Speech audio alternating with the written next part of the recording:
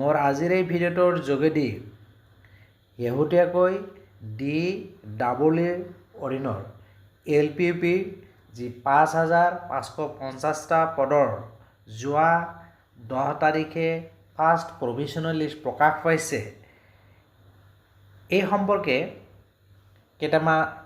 আজিৰ ভিডিঅ'ত কেইটামান গুৰুত্বপূৰ্ণ বিষয় আলোচনা কৰিব বিচাৰিছোঁ। ফাৰ্ষ্ট প্ৰভিজনেল লিষ্টত অভাৰলেপিং হোৱাৰ অভিযোগ উত্থাপিত হৈছে। একাংশ প্ৰাৰ্থী এই লিষ্টত অভাৰলেপিং হৈছে বুলি উল্লেখ কৰিছে। এই সম্পৰ্কে এখন বাতৰি প্ৰকাশ পাইছে। ইয়াতে উল্লেখ কৰিছে ৫,৫৫০টা প্ৰাথমিক শিক্ষক পদৰ নিযুক্তিত অভাৰলেপিং আৰু প্ৰথম মেধা তালিকাত সোমাইছে BTRত নিযুক্ত 200ৰ পৰা 300জন শিক্ষকৰ নাম আৰু যি গ্ৰেজুৱেট আৰু পোষ্ট গ্ৰেজুৱেট শিক্ষকৰ বাবে বাছনি তালিকাত সেই বাছনি তালিকা লাভ কৰা একাংশ প্ৰাৰ্থীও এই তালিকাত অন্তৰ্ভুক্ত হোৱাৰ এটা অভিযোগ উত্থাপিত হৈছে।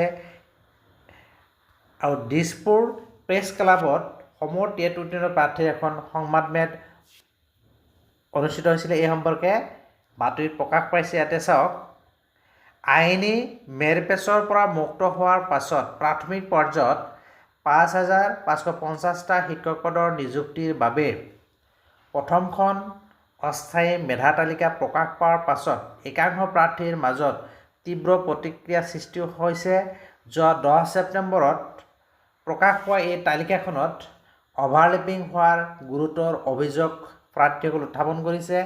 বিশেষকৈ 2024 চনত BTRত নিযুক্তি লাভ কৰা 200ৰ পৰা 300 গৰাকী শিক্ষকৰ নাম পুনৰ মেধা তালিকাত সন্নিৱিষ্ট হোৱা বুলি টেট উত্তীৰ্ণ প্ৰাৰ্থীসকলে এই গুৰুতৰ অভিযোগ উত্থাপন কৰিছে। দিছপুৰ প্ৰেছ ক্লাবত সমূহ টেট উত্তীৰ্ণ প্ৰাৰ্থীৰ হৈ এখন সংবাদমেলত চন্দ্ৰমা দুৱৰাই উল্লেখ কৰে যে শিক্ষা বিভাগে শিক্ষকৰ সমস্যা সমাধান কৰাৰ লগতে সমগ্ৰ ব্যৱস্থাটোত নতুনত্ব আৰু সংস্কাৰ সাধন কৰিবলৈ 2023 চনৰ ডিচেম্বৰত উচ্চ আৰু নিম্ন প্ৰাথমিকৰ ৫,৫৫০টা পদৰ বিজ্ঞাপন প্ৰকাশ কৰিছিলে। আৰু ইয়াৰ প্ৰথম যি ফাৰ্ষ্ট প্ৰভিজনেল মেৰিট তালিকা প্ৰকাশ হোৱাৰ পাছতে যথেষ্ট অভাৰলেপিং হোৱা পৰিলক্ষিত হৈছে বুলি উল্লেখ কৰিছে। BTRত উচ্চ প্ৰাথমিক আৰু নিম্ন প্ৰাথমিক বিদ্যালয়ত 2024 চনত নিযুক্তি লাভ কৰা বহু প্ৰাৰ্থীয়ে এই মেধা তালিকাত স্থান লাভ কৰিছে বুলি উল্লেখ কৰিছে।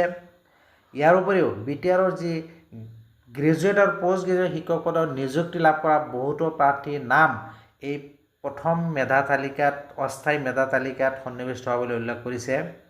কেৱল BTRই নহয়, মাধ্যমিক শিক্ষা সঞ্চালকৰ অধীনত স্নাতক আৰু স্নাতকোত্তৰ শিক্ষকৰ বাবে বাছনি লাভ কৰা বহু প্ৰাৰ্থীয়ে মেধা তালিকাত স্থান লাভ কৰিছে বুলি উল্লেখ কৰিছে।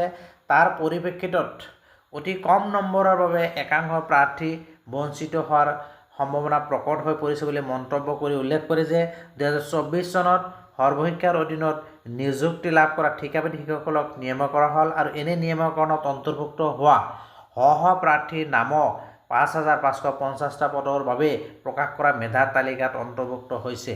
আৰু ইয়াৰ সমান্তৰালভাৱে 11 ছেপ্টেম্বৰত যি উচ্চ ন্যায়ালয়ত আবেদন দাখিল কৰা চিটেট প্ৰাৰ্থীসকলৰ ফাইনেল মেৰিট লিষ্ট প্ৰকাশ পাইছে। এই চিটেটৰ এই মেধাৰ তালিকাত নাম সোমোৱা একাংশ প্ৰাৰ্থীৰ নামো এই ফাৰ্ষ্ট মেধা তালিকাত অস্থায়ী মেধা তালিকাত অন্তৰ্ভুক্ত হ'বলৈ উত্থাপন কৰিছে।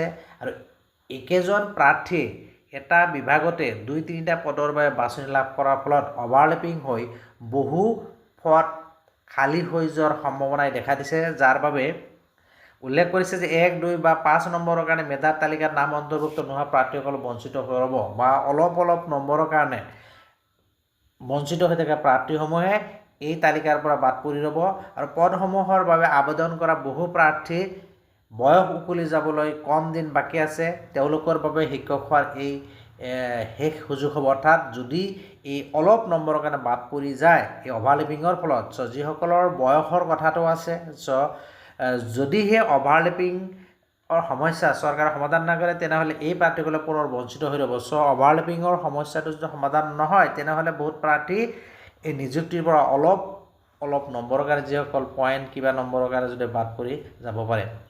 পদসমূহৰ বাবে আবেদন কৰা বহু প্ৰাৰ্থী এনে পুনৰ বঞ্চিত হৈ ৰ'ব আৰু সেয়েহে তাৎক্ষণিকভাৱে বিভাগীয় কৰ্তৃপক্ষক এই বিষয়টোত হস্তক্ষেপ কৰি প্ৰত্যাহাৰৰ মাধ্যমেৰে এটা পদৰ বিপৰীতে এজন প্ৰাৰ্থী হিচাপে নিযুক্তি প্ৰক্ৰিয়া সম্পন্ন কৰিবলৈ তেওঁলোকে আহ্বান জনাইছে। আজিৰ সংবাদ মেলত অপূৰ্বদে আৰু সূৰ্যমান প্ৰধানী উপস্থিত থাকে। যি অভাৰলেপিঙৰ কথা উল্লেখ কৰা হৈছে, অভাৰলেপিঙৰ ফলত যিদৰে উল্লেখ কৰা হৈছে, যদি অভাৰলেপিঙৰ ফলত বহুসংখ্যক প্ৰাৰ্থীৰ নাম সোমাইছে তেনেহ'লে যি ইতিমধ্যে বিভাগৰ পৰা পৰ্টেলত এটা লিংক দিয়াৰ কথা কৈছে যে ছিংগল পষ্ট চিলেকশ্যন কৰাৰ কাৰণে যিটো দিয়া হৈছে, কিন্তু সেইটো হৈছে এই যিটো এক্সিষ্টিং প্ৰভিশ্যনেল লিষ্ট প্ৰকাশ পাইছে, যদি মাল্টিপুল পষ্টত চিলেকশ্যন হৈছে সেইসকল প্ৰাৰ্থী ছিংগল চিলেক্ট কৰিলে একাংশ পষ্ট খালী হৈ যাব। কিন্তু অভাৰলেপিং অৰ্থাৎ বেলেগ পদত চিলেক্ট হৈছে, বেলেগ বিজ্ঞাপনত চিলেক্ট হৈছে, CTETৰ যি মেৰিট লিষ্ট প্ৰকাশ পাইছে নাইবা SRDত একাংশই নিযুক্তি লাভ কৰিছে, তাৰ উপৰিও BTRত একাংশই ইতিমধ্যে ৰেগুলাইজ হৈছে, নাইবা গ্ৰেজুৱেট আৰু পষ্ট গ্ৰেজুৱেটৰ কাৰণে একাংশ ইতিমধ্যে চিলেক্ট হৈছে। এইসকল প্ৰাৰ্থীৰ কাৰণে যিটো অভাৰলেপিং হৈছে এইসমূহ যদি সংশোধন হয় তেনেহ'লে একাংশ প্ৰাৰ্থী যিসকলৰ অলপ নম্বৰৰ কাৰণে বা পইণ্ট কিবা নম্বৰৰ কাৰণে বাদ পৰি হৈছে ফাইনেল লিষ্টত, সেইসকল নাম সোমোৱাটো যথেষ্ট সম্ভাৱনা আছে। বিভাগে এইসমূহ বিষয়ৰ ওপৰত নজৰ দি পেলাই এই অভাৰলেপিঙৰ সমস্যাটো সমাধান কৰিলে নিশ্চিতভাৱে একাংশ প্ৰাৰ্থীৰ কাৰণে ভাল খবৰ আহিব। মোৰ এই ভিডিঅ'টোৰ যোগেদি এই খবৰখিনি জনালোঁ। ভিডিঅ' ভাল লাগিলে লাইক আৰু শ্বেয়াৰ কৰিব আৰু এনেকুৱা ধৰণৰ গুৰুত্বপূৰ্ণ বাতৰিৰ বাবে যিসকলে তেওঁৰ চেনেলটো ছাবস্ক্ৰাইব কৰা নাই চেনেলটো ছাবস্ক্ৰাইব কৰি নটিফিকেশ্যন বেলটো অল কৰি দিব। Thank U.